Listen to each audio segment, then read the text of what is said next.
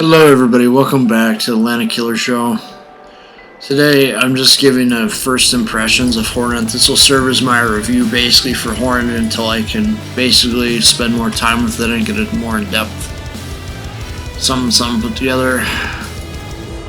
So let's go over our armor, shall we? 19mm at the front, 19mm in this little hanger plating right here. Easily a shot trap right here.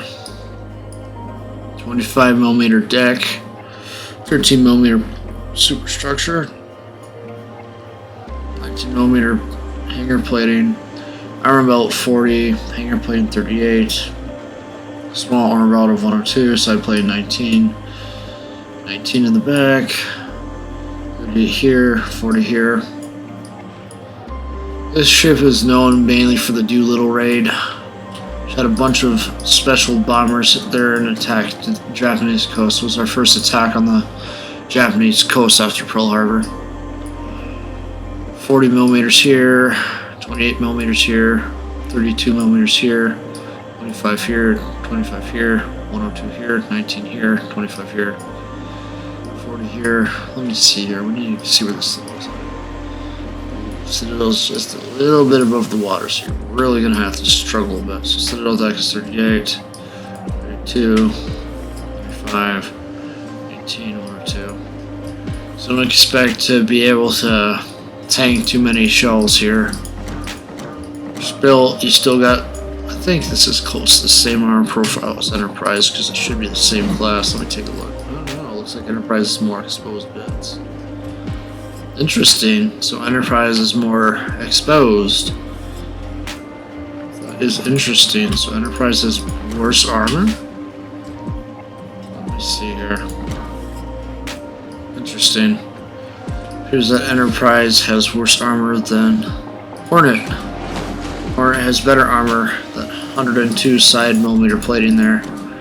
Right here, really. No, it's got an armor belt of 40, and then it's got this 102 versus Enterprise does not even have that. Enterprise is weak. Hornet has better armor. I don't get this. Somebody's gonna...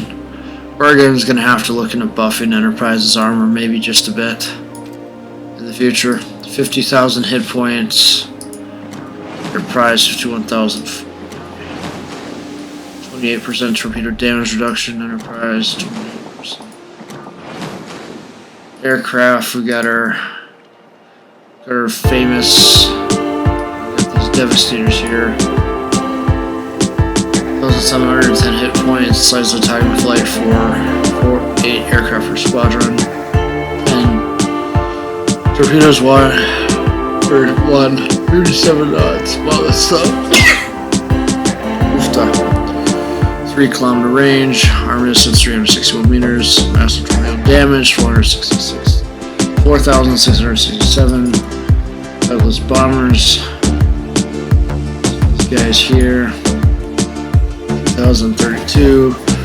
Bombs and payload 1, 3,600 damage. Speed 125 knots. Maximum speed is 161 knots. Engine was 10.2 seconds. Of course, they're bombers, the stars of the show. 5,257 hit points, speed 108 knots, maximum speed 143, bombs and payload 4, maximum bomb damage 7,300, armor penetration 42mm, chance of causing fire for 1%. These recharge like the super carriers, pretty much. So I'm slowly but surely trying to pull all those credits for the super carrier and not super carrier, but the Annapolis, the super cruiser. You get some exposed secondaries here. All these are 8x1 127s. Pretty much exposed to the elements here. So these are probably going to be easily breakable, I believe. Let's see. Does it actually get any armor? No, it doesn't show their model. I should really change that to show the secondary armor models. It's got 30 Orkellians here, the 20mm Orkellians. It's got 30 of those, of course. We got about 4 of these little MK1 mounts here. I believe these are early versions of what. This is before they had the Bofors, I believe. 8x 127s again. Continuous damage 194, damage response 400. Already secondary reinforcement 35%, fire range 3.8 kilometers.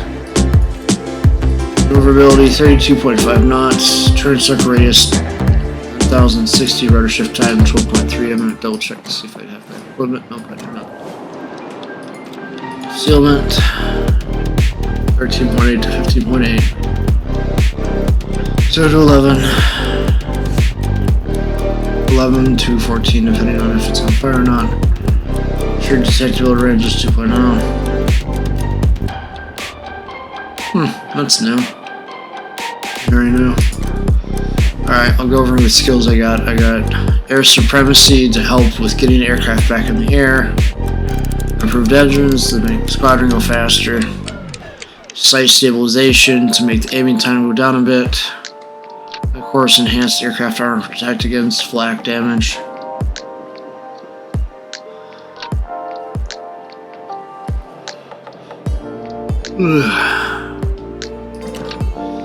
Alright, equipment. Let's see what we got here. We got flight control mod 1. That's what I chose. Help get those aircraft back in the fight. Bombers mod 2 because I want my bombers to be able to hit harder. Air torps mod 1 to get the torpedo speed up. Aircraft engines mod 1 to increase the engine boost, and air grips mod 1 to increase the speed of returning aircraft. We have different consumables depending on what we got. We got some regen, some fighters, and some engine boost for the torpedo guys. Just fighters and engine boost for the bomber guys, and the super bomber guys. We got the engine cooling. That's it.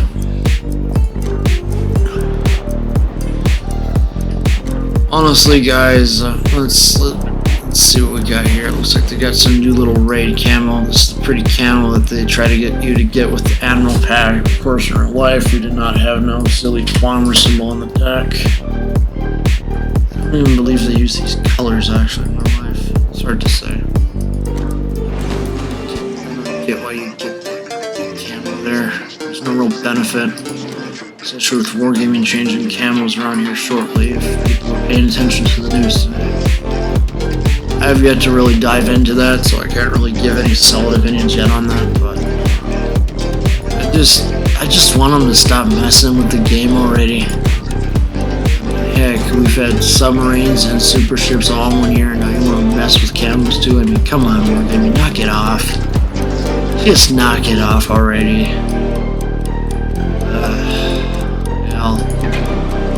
Alright, let's take this out and oh, wait a sec. Let's see what the bundles are in the premium shop for again. $49 for the base, $99 for Admiral, $84 for Commander. Commander just gets you that camouflage, some signals, some credits. Admiral credits, Commander, Lunar Frag, bonus mission. And of course it's probably in the armory too if I had to guess. Should be. Featured section, yeah, 25. Basically the same things as before, just in doubloons. Notice how they don't let you get the commander pack and they make you get the ammo pack when you get that camo. Look at it, but he's stuck into that. Oh, look, more random stuff. We won't spend doubloons on you. No thanks. No thanks. You just have enough money. Let's take this out. Look, you can't tell by my voice. I just don't want them to keep messing with the game like they have. It's like, we're trying to escape. Let's mess up the game as much as we can before we have to hand it off to the new guys. But it seems like, at least I'm not trying to be like other YouTubers, but man, I've been so tempted to sit there and go through every one of Earl Grey's videos lately and just do a takedown of him, honestly. I'm not gonna bother though, it's a waste of my time. That's the point. Anybody who doesn't see that he's Russian propaganda machine at this point really has been living under a rock. Yeah. I don't know anymore. It feels like we're in a weird state these days. Russia attacking Ukraine, we got COVID still working in the background. I just don't know. Autopilot mode enabled. Alright, I'm gonna do my torpedo bombers first so you can see how those play out. I just really question a lot of the decisions they're making right now. Like, we literally have to sit there and hammer it home to them. We don't want camos to be changed, because what they're going to do most likely is they're going to price out the bonuses that are going to be set from the camos in a way that makes them more money. It causes us to lose money. Okay? That's usually how it goes. Usually it's a big change that confuses you, but in the end, Wargaming ends up profiting more. That's usually how it always goes. And I'm going to be surprised if it doesn't go that way this time around. I've only had time to read through that article once. It's very complex. They really made it as confusing as possible to try to understand their crap. Instead of leaving the game alone, how it is now, and being smart and working on something else, such as scenarios, operations, like people actually want in new maps, we're getting this crud. Wanting to sit there and change everything again. I don't try to be super negative, but man, this change is really stupid. Nobody asked for you guys to go mess around with camos. Nobody asked for subs. Hardly anybody even wanted them. Only very few people wanted them. Ah, man. I'm not gonna say that people that want subs in game are silly. I mean, they're already gonna be in the game whether we want them to or not at this point. Only hope we have now is stopping these silly camo changes. They're gonna find some way to make money off of it. Don't be fooled. It's usually always how it works. It's the only reason why they mess with core systems of the game is to make more money. Alright? I think we already know this.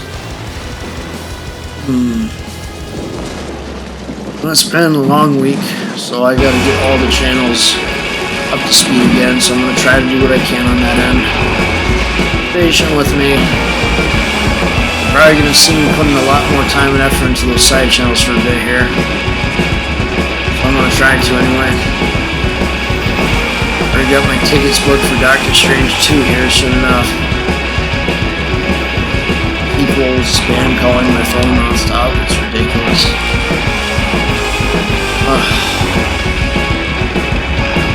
Alright, let's see if I can test these bombers out in action for you guys.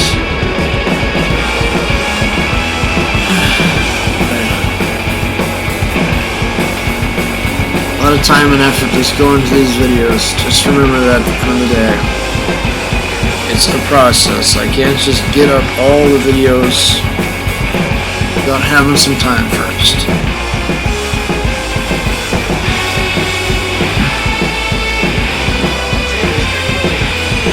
Planning any more videos for this week? Probably. Obviously, I gotta address the camo change. I gotta get something out for Atlantica too. Don't believe I did an Atlantica First Impressions video yet. I'll have to double check what I put out. I don't think I did that yet, so it's probably the next thing I do. As you can see, these guys are super effective. Look at that. That's what I like about this. It's just bang, bang, done. That. No, I don't think I'm going to follow the Russian stuff unless it's really major and affects the game directly, but it is sad to see what's happening, and I'm just surprised at this point that there hasn't been an intervention by one of the neighboring countries to help them out. I mean, come on, it's just ridiculous. I know. Russia's a nuclear arsenal. Don't have to remind me. If they didn't have that, I imagine that we would already have troops on the ground and helping out Ukraine by now. We were stupid in the 90s. We should have went into Russia and seized all the nukes.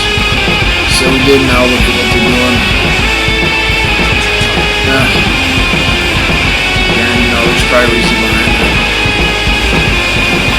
Usually always reasons behind everything, but yeah. I think we can all agree at this point that Putin is a psychopath, pretty much, that only wants to sit there and invade countries just for the heck of it at this point. Honestly, at this point, I'm just tired of there not being any international intervention. It's just ridiculous. I'm gonna just try to stay on topic here. Hornet strengths are the bombers. Bombers are its primary strength. The torpedo bombers still do well. The super bombers, of course, do the best. Take out a lot of hit points.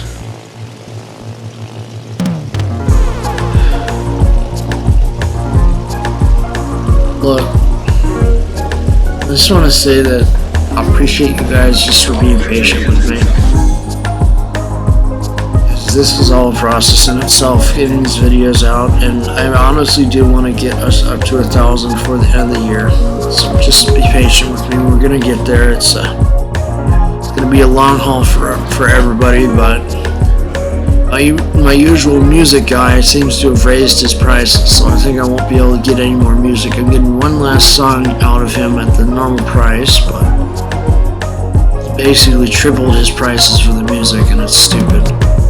I'm not gonna sit there and spend triple for just faster delivery. I mean, come on. He did a good job though on the tracks, but I'm not gonna be getting any more because he sat there and raised the price too high. So we're pretty much done in investing in new music for a while. But I do appreciate him. He does a good job always. But I just won't be ordering something unless I really have a need to. Right now, all my needs are met. I mean, the Landedkiller Plus channel doesn't really have any regular content going on it right now, so I don't really need to get music specifically made for it. In all honesty, it's like more of a backup in case something happens to the main. I'm gonna use that as backup channel pretty much. I'll post some Sonic stuff on it occasionally. As for Hornet here, is it worth getting? For historical significance, yes. For carrier gameplay, yes. It's not a bad one to start out with for tier 8, but obviously you want to play some carriers first before grabbing it. You should probably play the game up to at least tier 6 in carriers before grabbing it, honestly. But I know some of you will just buy it on a whim and not even think about that. But I am going to caution you that this is actually more valuable than Enterprise now, I would say, because Enterprise has weaker armor. I don't even think Lexington. Let me take a look. Let's see Lexington now. I don't even think Lexington has even decent armor. Nope. Lexington is a little worse. Yeah, Hornet is definitely a good CV for its tier. Beats out Enterprise in terms of armor. In terms of damage between the two of them, I still find myself getting a little more damage than Enterprise. But I'll have to play this more often when I'm on the live stream, of course. So, is this ship a 10 out of 10 for me? Probably a 9 out of 10. It's easy enough to use. It's just that I feel like there could be a little bit more to it. Like, giving the torpedo bombers a little bit more speed on their drops. That's about it. But I don't hate the ship. I think the ship's good. It's much better than the disappointment that this ship is, because Wargaming just nerfed it into the ground. Hint, hint, watch the Sanzong review. See the Pan-Asian version of this, but yeah. Honestly, they gotta rebalance Saipan and Kaga. They are so underpowered now, it's not even funny.